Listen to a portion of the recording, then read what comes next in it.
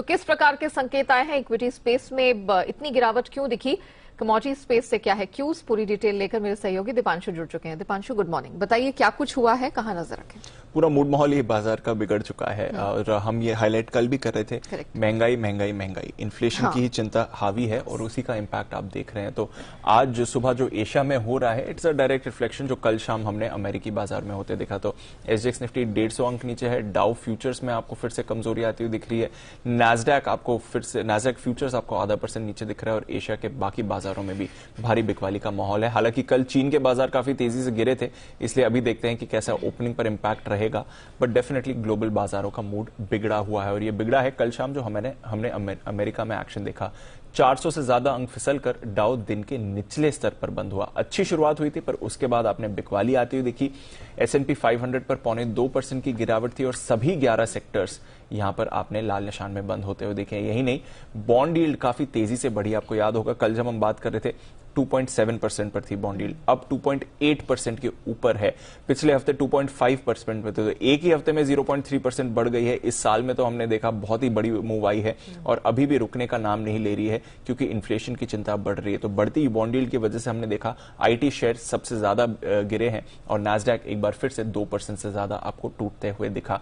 क्यों बढ़ रही है बॉन्ड यील्ड? इन्फ्लेशन की चिंता है। आज यूएस का मार्च महीने का इन्फ्लेशन डेटा आने वाला है।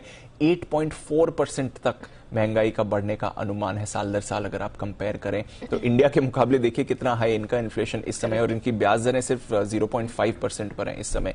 तो काफी तेजी से ब्याज दरें बढ़ेंगी। मई में नेक्स्ट मीटिंग है और अनुमान लगाया जा रहा है कि एटलीस्ट ½ % से तो ब्याज दरें बढ़ेंगी। साथ ही जो इन्हें बैलेंस शीट में रन ऑफ करना है, यानी कि जो उनके बुक्स पर बॉन्ड्स हैं, उसकी काफी तेजी से बिकवाली होगी। तो कहीं ना कहीं ये महंगाई की ही चिंता है जिसकी वजह से आप देख रहे हैं कि बाजारों पर अब असर पड़ते हुए दिख रहा है।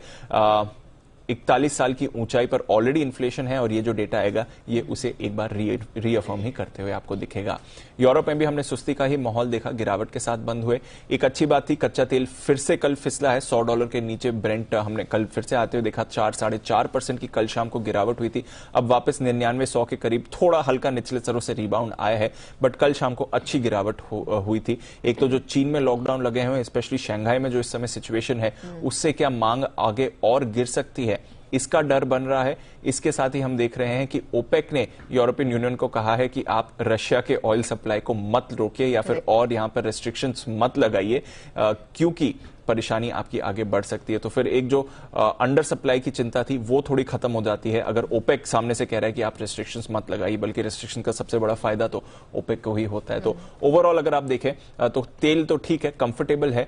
सोने में हमने वैसे थोड़ी खरीदारी देखी थी, 1950 के आसपास है। कल शाम थोड़ा दबाव जरूर आते हुए देखा। डॉलर इंडेक्स लगभग 2 साल की ऊंचाई पर है, तो एक्शन वहां पर भी बढ़ते हुए दिख रहा है। बट ये बढ़ती बॉन्ड डील, इन्फ्लेशन की चिंता, यही बाजार पर हावी होती हुई दिख रही है और इसी का इंपैक्ट कल शाम आपने ग्लोबल मार्केट्स स्पेशली यूएस पे देखा था और आज सुबह आप एशिया पर देख रहे हैं।